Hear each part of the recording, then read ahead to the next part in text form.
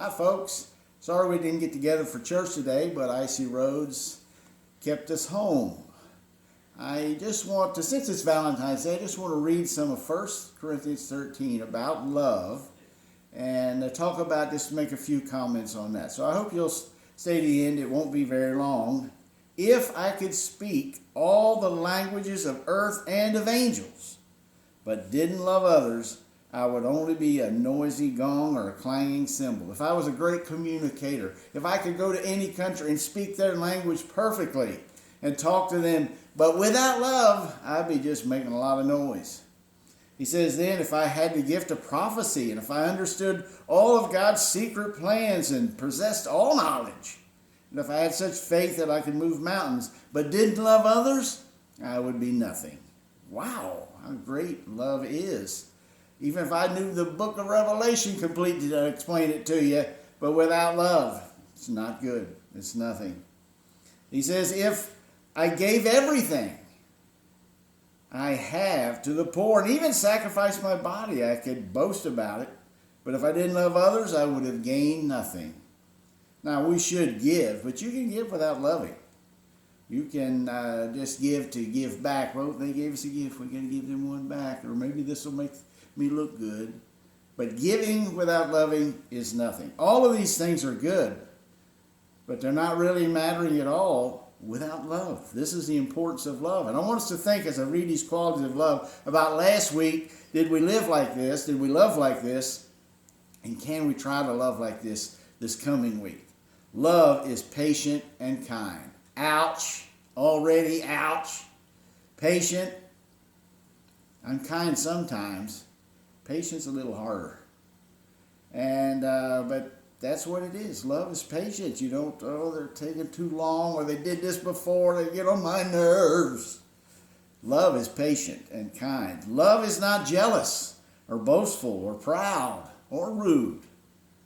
You're not, if you really love somebody, you're glad they got recognized, even if you didn't. You're glad if they got a bonus, even if you didn't. I know that's hard, but if you love them, that's what love is. It does not demand its own way. Ouch again. Love does not demand its own way. That's got to be my way. This is me. What about me, me? But love is not like that. Can we love like that this week? It is not irritable. Are you ever irritable? I am. But love is not like that. Take out, because you had a bad day, take it out on those close to you. That's not love. And it keeps no records of being wronged. How many marriages would be saved if we did that? Yes, you wronged me here, and then in July, and back in last November, and 2 years ago. And we keep all the records. It's all down in our mind of where we've been wrong. But that's not forgiveness, and that's not love. That's not God's kind of love. And that's part of the trouble with the world today, maybe mostly of the trouble in the world today. Love does not rejoice about injustice, but rejoices whenever truth wins out. It's not just this frilly kind of thing where we don't care about truth, or we don't care about justice, or we don't care about what's right. No, love is deeper and more anchored in truth than that. They go together. Love never gives up, never loses faith, is always hopeful, and endures through every circumstance. That's true love. That's the kind of love we need. That's a God kind of love. And he means it when he says it. The other stuff doesn't matter without that. You think it matters that your position or your money or you got a good name in the community. Doesn't matter without love. This is a story, supposedly a true story. A man had a young family, and you know how it is sometimes when your money is tight. He was just sort of irritable about everything. It was Christmas time, and his 3-year-old daughter took their big piece of the wrapping paper. This shows you how tight it was there. And he got all aggravated about, what did you take all that wrapping paper for? You know we don't have much money. Well, she's 3 years old. I'm sorry, Daddy. But on Christmas morning, you brought her a big present, wrapped all in that fancy gold paper that they had. And he said, okay, thank you. And he opened it up, and there was nothing in it. Don't you know what Christmas means? A present means you put something in the box. Here he is, irritable again, getting on his 3-year-old daughter. And she started crying, said, Daddy, it has got something in it. I blew all these kisses for you in there. Well, I just crushed him. He was so sorry. Being aggravated at his daughter when she showed the love, blowing kisses, he hugged her and said, oh, I'm sorry. Not long after that, she died in an accident. What do you think he did with the box? Of course, he kept it. And he set it by his bed. And whenever he's down, he'd open it up and pull out an imaginary kiss from his daughter. Because love, nothing compares to that. And we all need it, and we all need to give it.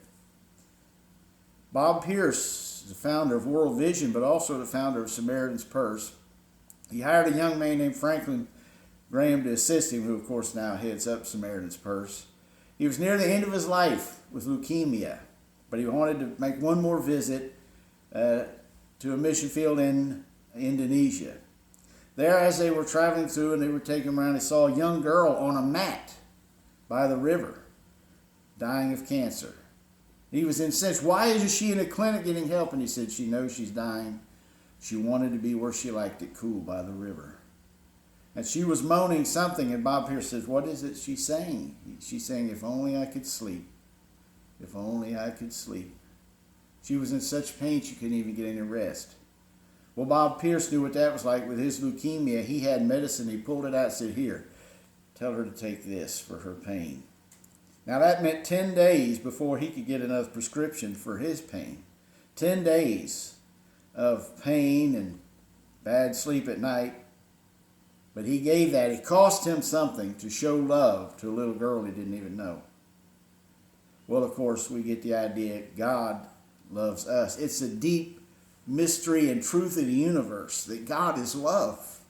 That the God who made everything loves us. And it cost him to love. It cost him his son, for God so loved the world that he gave. He gave us his son. So this is not just a sort of nice little St. Valentine's Day thing. This is a real thing. This week, the people around you, love them. Let's do better.